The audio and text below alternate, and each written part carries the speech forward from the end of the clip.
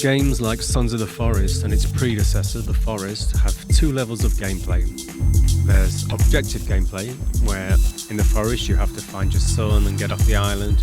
Of course, there's other objectives, some of which are needed to complete the game, others can be seen as beneficial, but not necessary, such as acquiring the chainsaw or having a bear encounter. But as we know, there's a second level to gameplay. It's the Minecraft element, where we can happily whittle away hours perfecting our bases, creating palatial structures, and employing a task force of Kelvins.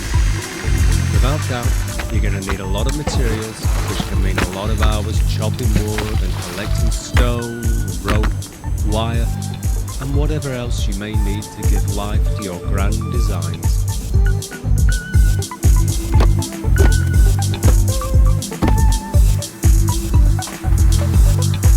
Now, regardless of where you spawn on the island, you're going to find an abundance of certain materials in your area and not so many of the others.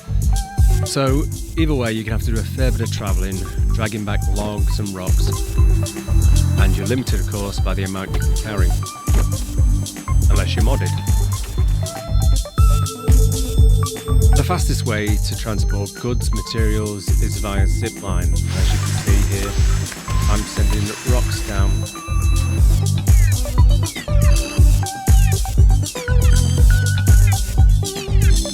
I'm limited by the length of my line, so I'm having to do it in two stages.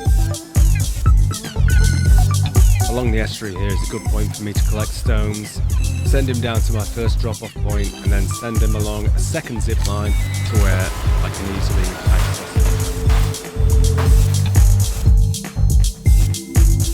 One of the mechanics of the game, either by design or accident, is that anything thrown near a holder, rock, log, will automatically get placed within the holder.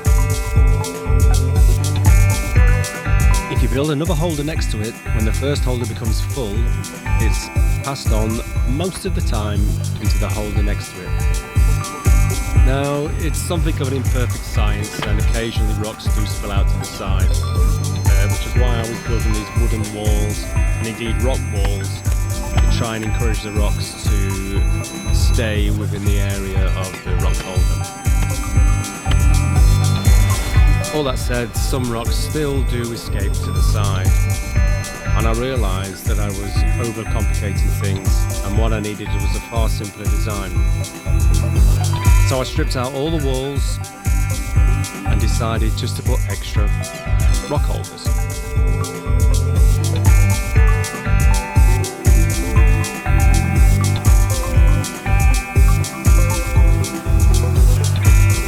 Now there's far less loss. It's not complete, we still do lose some, but this is a good way of building up a stash of rocks near your base and not having to run backwards and forwards.